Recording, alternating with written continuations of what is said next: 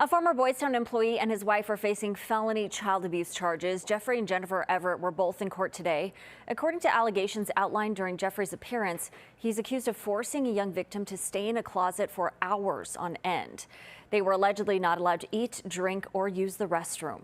The judge set Jeffrey Everett's bond at $25,000 and Jennifer's bond was set at $50,000.